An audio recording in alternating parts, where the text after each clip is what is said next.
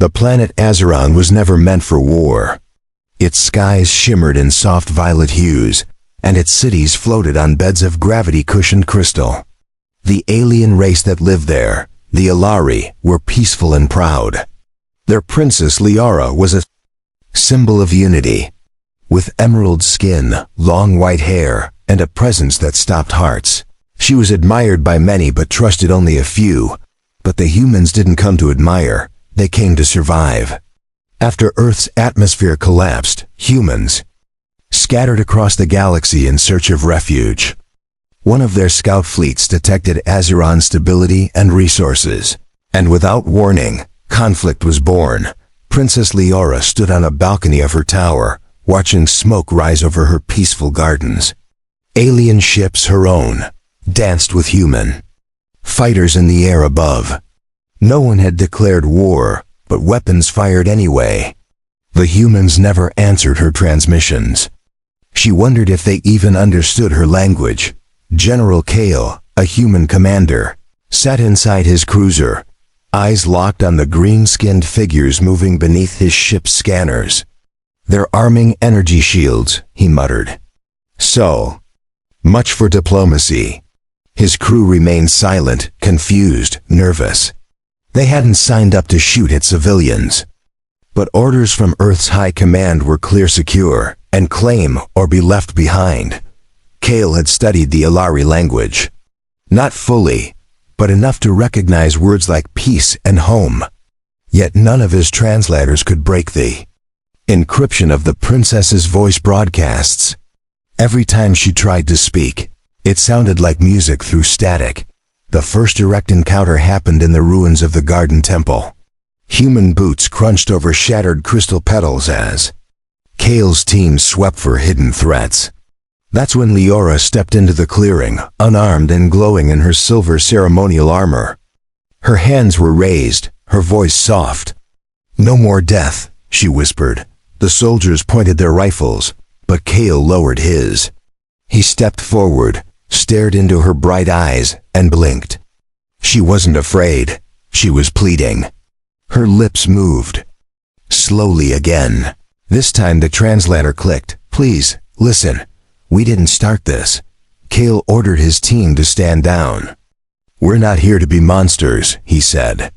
His voice was calm, but inside he wasn't sure if he was defying orders or saving his soul. Liara lowered her hands. A breeze lifted her long hair, and for a moment, the battlefield was silent. That one moment didn't end the war. But it did change something. Kale started meeting with Liara in secret. The others didn't know. They would never allow it. She would sneak him ancient books of her people. He would bring her earth flowers grown in lab pods aboard his ship. One night, under the shattered dome of the Star Temple, Kale approached her with a small bundle of pink flowers. "These are called dianthus," he said. "On Earth, they mean grace." He held them out to her, his hands shaking. Liara took them gently and inhaled the scent. "Why do you bring me these things?" she asked with a smile. Her voice was clear this time. No static, just warmth. Kale looked into her eyes and chuckled. "Because," he said, stepping closer, "you're more beautiful than those flowers." Liara blinked, her cheeks glowing. Faintly, she looked down, touched her lips, and then laughed quietly. "That is the first time a human has complimented me without fear," she said. "Or weapons." Kale felt a strange flutter in his chest. He wasn't sure if it was love or guilt. Maybe both. They kept meeting. And every time they did, Liara smiled more. The kind of smile that softened steel hearts.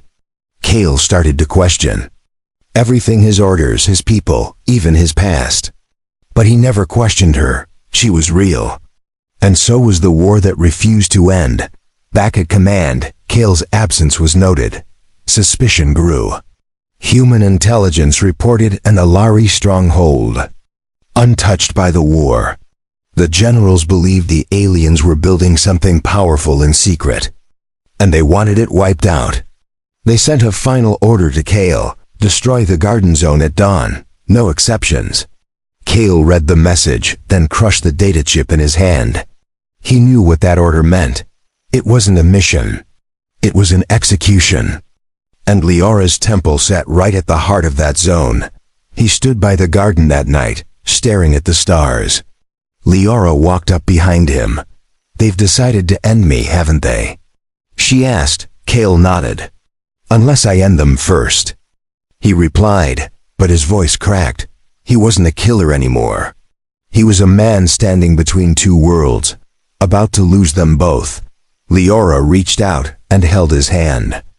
"Then don't end anyone," she said. "Choose me instead." Cale looked at her, stunned.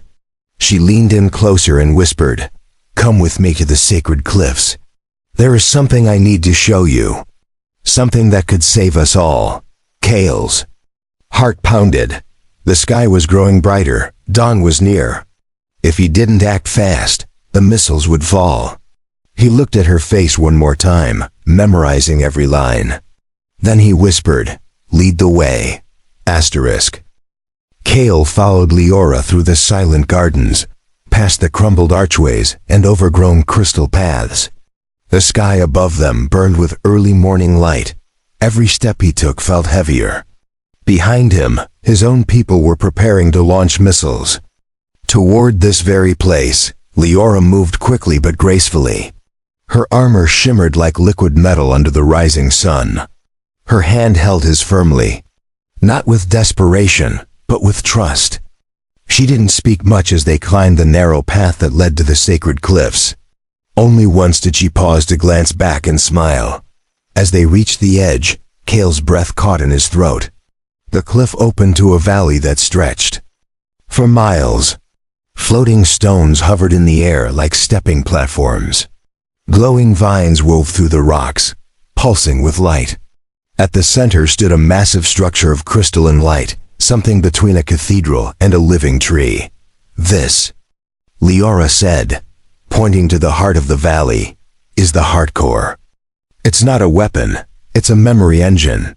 It holds the thoughts, hopes, and feelings of every Alari who ever lived. If it is destroyed, our entire history will vanish." Cale stepped closer to the edge. He could see figures moving inside the heart core. They weren't soldiers. They were children, elders, and scholars. People with no weapons. People with no reason to die. His stomach twisted as he remembered the order in his pocket. "Your commanders think this is a hidden lab," Leora said quietly. "They think we're building a super weapon. But we're only trying to protect what's left of us. When the humans attacked, we lost half our cities. This is all we have left." Cale closed his eyes. He could hear the countdown ticking in his helmet's audio feed. Missiles would launch in minutes. He had no way to stop them remotely. "If I had more time," he said, "I could contact someone. I could explain this." Leora stepped beside him. "We don't have time," she said. "But we have this." She reached into her armor and pulled out a small glowing crystal. She placed it in his palm. It vibrated softly. "This holds my memories, my truths, inserted into your ship's core. Let it speak for me when I cannot." Cale stared at the crystal.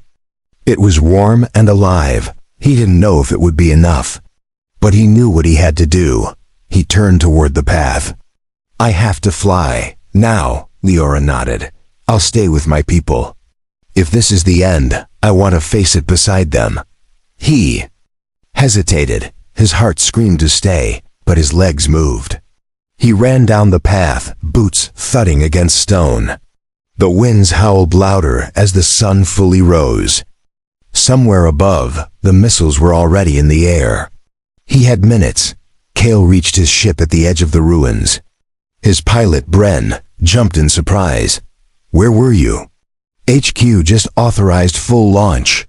Cale shoved the crystal into the ship's control core. The systems flickered.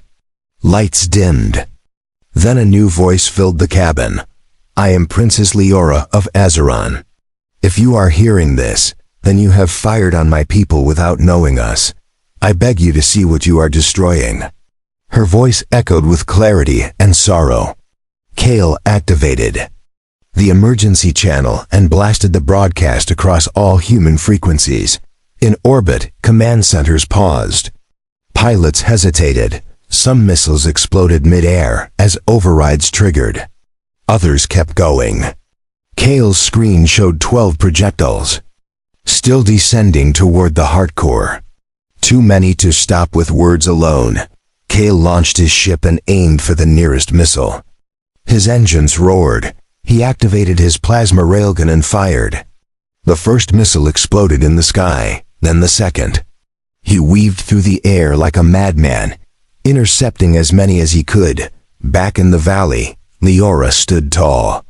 Her people gathered around her. "He is trying," she said. "Whether he succeeds or not, he tried. And that is more than any have done for us before." 3 more missiles vanished in the clouds above. The last 2 were too far. Kale screamed into his mic, "Redirect them, anything. Fire the interceptors." But the command ships were still debating, still weighing logic against compassion. Then something unexpected happened. One of the Ilari scholars stepped forward and activated a hidden panel beneath the hardcore. A shimmering dome of light erupted from the base, stretching wide, humming with power. It was a shield, old, experimental, and never tested. The final missile struck it and bounced off, exploding in the sky. The shockwave knocked Kale's ship sideways. He struggled with the controls, barely managing to land in the upper gardens again. Smoke filled the sky. But the hardcore still stood. Kale stumbled out of the cockpit. His suit was torn, his helmet cracked, but he was alive. He looked up and saw Leora walking toward him. Her dress was burned at the edges, her hair wild, but she was smiling. "You saved more than lives today," she said. "You saved belief that there might be peace between our kinds." Kale fell to his knees, exhausted. "I didn't do it alone," he said. "It was your voice, your truth, your strength." Leora knelt beside him and placed her hand over his heart. "Then maybe together we can change the future." The sky above Azeron remained cloudy for 2 days. Human ships stayed in orbit, not moving, not attacking. On the surface, the hardcore glowed faintly, its shield still active. The Ilari people worked in silence, repairing the garden, clearing debris, and tending to the wounded. Kale recovered slowly. His arm was bandaged, ribs bruised, but he refused to rest. Every morning he walked with Leora through the valley. They said little, yet every step brought them closer. Trust had begun to take root in the ashes of fear. Word of the ceasefire spread through both camps. Some humans called Kale a traitor. Others called him a hero. His crew stood by him. They had seen the truth. They had heard Leora's voice. They knew this wasn't just another hostile world. This was a home. Inside the hardcore chamber, Ilari leaders gathered. For generations, they had avoided contact with outside species. Now their future depended on an alliance with one. An alien. A human. Princess Leora stood before them and said, "The war did not bring us this man. Compassion did. We must choose what future we want now," some elders argued. Some were afraid. But Leora spoke with such clarity, such strength, that even the most stubborn began to listen. She offered them the memory crystal Kale had returned with. It now held both their memories. Her voice, his, a union of two souls. Kale was invited to speak before the council. He stood in the hardcore's circle, surrounded by floating lights and silent watchers. "I was raised to see the unknown as danger," he said. "But your princess showed me that difference is not a threat. It is a chance. A reason to grow." He paused, looked directly at Leora. "If I can love her as she is, then perhaps we can all learn to live beside each other without fear." The chamber remained silent. Then one of the elders stepped forward. "Love is not a word spoken lightly in Ilari culture," he said. "Are you sure it is not simply fascination?" Kale bowed his head. I wasn't sure until the moment I saw her protect her people without lifting a weapon. That's when I realized I had never known real strength before. Leora turned to the elder. I believe him, she said. And I believe in him. The council voted in favor of opening talks with humanity. Slowly, carefully, but it was a beginning. A seed. And Kale and Leora were chosen to lead the first unity effort. Together, they would guide both peoples toward a shared path. Meanwhile, tensions among humans remained. A message from Earth High Command arrived. They demanded Kale return for questioning, but the message was cold. It made no mention of the ceasefire, no mention of the hardcore. Only control. Kale sat alone in his ship that night, staring at the stars. He could return to Earth, face judgment. Or he could stay and help build something better, something new. Leora entered quietly, her presence soft and calm. They want you back, she said. And I don't want to stop you. But if you leave, this may fall apart. The peace is still fragile. Kale turned toward her. I don't want to leave. But I also can't abandon my crew, or the truth. If I run, they'll say I betrayed Earth. But if I face them, maybe I can convince more to go. See what I saw here. Leora walked closer and took his hand. Then let me go with you, she said. Let them see me, hear me. Let them see what I've seen in you. Kale hesitated. They might arrest us both, he said. Or worse, she smiled. Then we'll stand together, as one voice. One. Future. The next day, Kale's ship lifted from Azeron's surface. It carried 2 passengers, 1 human soldier, 1 alien princess, and a crystal holding the memories of a war that almost ended everything. They were heading toward a world that feared aliens, toward a court that believed only in orders. But in their hearts, they carried something stronger than fear. They carried the hope that words could still win where weapons had failed. As the stars streaked past the window, Leora looked at Kale and whispered, no matter what they say, remember this. You're the first human who ever made me smile from the heart. Kale reached into his coat and pulled out a single pink flower, now slightly wilted but still fragrant. He handed it to her without a word. Leora's fingers touched the petals. And once again, her face lit up with a smile that even stars could envy. The ship glided into Earth's orbit under heavy escort. Defense drones flanked them on both sides. Kale kept his hand steady on the controls while Leora watched the pale blue planet slowly rotate beneath them. Her gaze was calm, but her breath was measured. This is your home, she said quietly. It's strange, so alive yet it feels colder than Azeron. Kale nodded. It's not the planet, it's the fear. People down there are afraid of anything they can't control. The communication system crackled. Commander Kale, you are to disembark at Station 11 immediately. Your companion will be held for processing. Kale gritted his teeth. She is a guest, not a prisoner. There was a long pause. Then the voice returned. That is not your decision anymore. Leora gently placed her hand on his arm. Let them see us together. Let them know I'm not afraid. They stepped into the docking bay under the watchful eyes of armed guards. The station was filled with cold steel walls and silent soldiers. Every footstep echoed like judgment. Kale walked forward with pride. Leora walked beside him like royalty. Scientists and officers stared as the green-skinned alien passed. Whispers followed. A few faces showed curiosity. Most showed suspicion. One officer even reached for his weapon until another stopped him with a shake of the head. In the tribunal chamber, the High Council sat behind glass. Kale stood alone before them. Leora waited outside, flanked by guards. The lead speaker, Admiral Vance, spoke first. Commander Kale, you disobeyed direct orders. You made contact without clearance. You protected an alien structure that could have ended human life. Kale didn't flinch. That structure wasn't a weapon. It was a library. A memory core. And she is not the enemy. She is a voice we chose not to hear, the council murmured. Vance raised his hand. Do you have proof? Kale activated a data crystal and placed it in the central receiver. Leora's voice filled the room. Her memories, her pleas, her people's suffering, all spoken in perfect galactic standard. The chamber went silent. Some closed their eyes.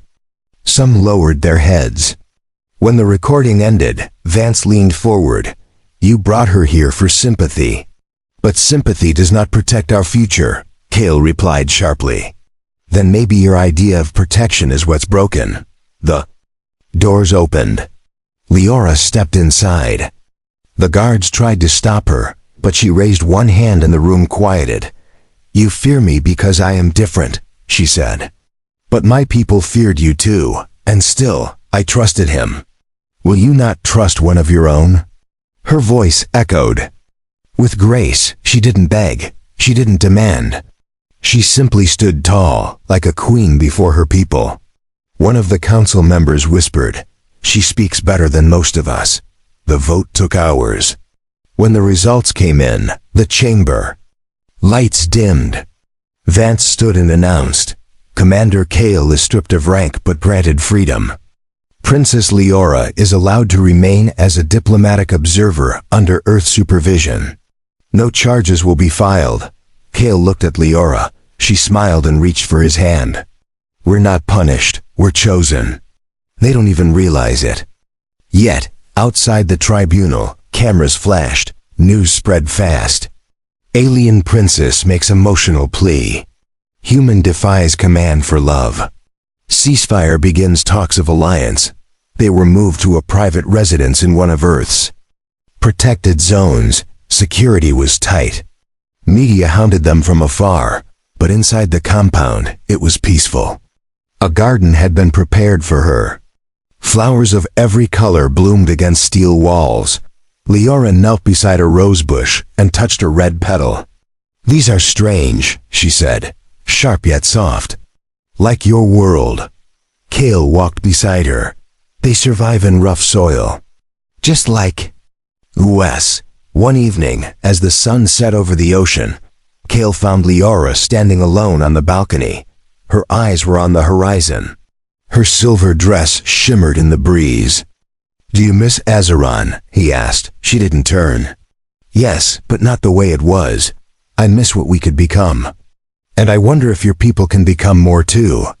Kale stepped closer. Maybe we can. If we learn from each other. She turned to him and placed a hand on his chest. Then teach them gently, with kindness. The way you taught me. Time passed. 1 week turned into 2, then a month. News of Leora's presence became less shocking and more fascinating. Scientists requested interviews. Diplomats offered gifts. Children sent drawings and letters. Some humans called her the bridge between two worlds. She accepted the attention with grace. She answered every question with honesty. She corrected mistranslations gently. She even laughed when a child asked if she could glow in the dark. But not everyone welcomed her. Protests gathered outside the Earth Assembly. Some feared she was spying. Others believed Kale had been tricked by alien charm. A few claimed the hardcore was still a secret weapon waiting to be used. Kale stayed near her through it all. He had no uniform now, no title. But he walked beside her like a guardian. She never asked for protection, yet his presence brought calm to the storm of attention around her. Inside the compound, they created a new routine. Mornings in the garden. Afternoons answering messages. Evenings watching Earth sunset. Kale showed her old Earth movies. She taught him Alari poetry. Their bond deepened with every passing day. One night, under the garden lights, Leora stood holding a single dianthus flower, the same kind Kale once gave her. Do humans always use flowers to speak their hearts? She asked. Kale nodded.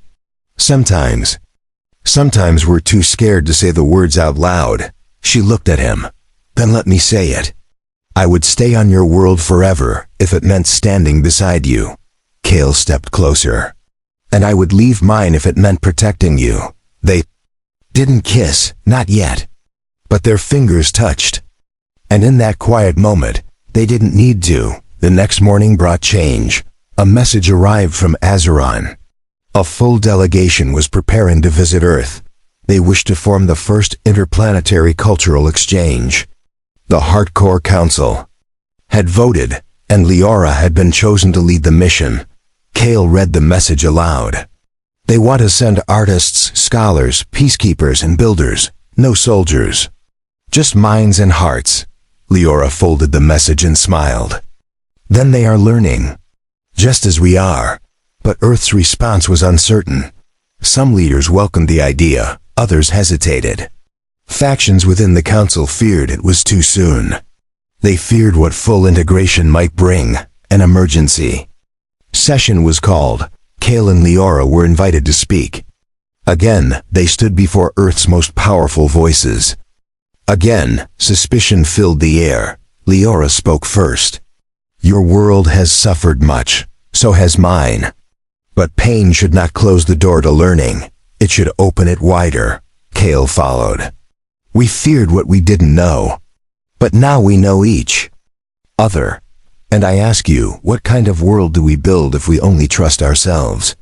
The chamber grew tense. Old men whispered. Young leaders watched with interest. After hours of argument, a decision was reached. Earth would allow the delegation on one condition. A shared city would be built, half Alari, half human. On neutral soil, the humans would provide resources. The Alari would offer their gravity tech and energy systems. It would be the first true test of cooperation. Leora agreed instantly. Let this city bloom like the flowers of your garden, bright, strong, rooted in shared soil. Kale turned to her afterward. You spoke like a queen, she replied softly. I spoke like someone who believes in the man who once handed me a flower and saw more than a stranger. Construction began within days. The site was chosen on a green stretch of land where an old Earth colony had failed long ago. Now it would rise again, not as a symbol of conquest, but of unity. Leora traveled to oversee the blueprints. Kale met with security teams and engineers. Each evening, they returned to the same place, an overlook where wildflowers grew, untouched and bright. One evening, Leora arrived late. Her eyes were red.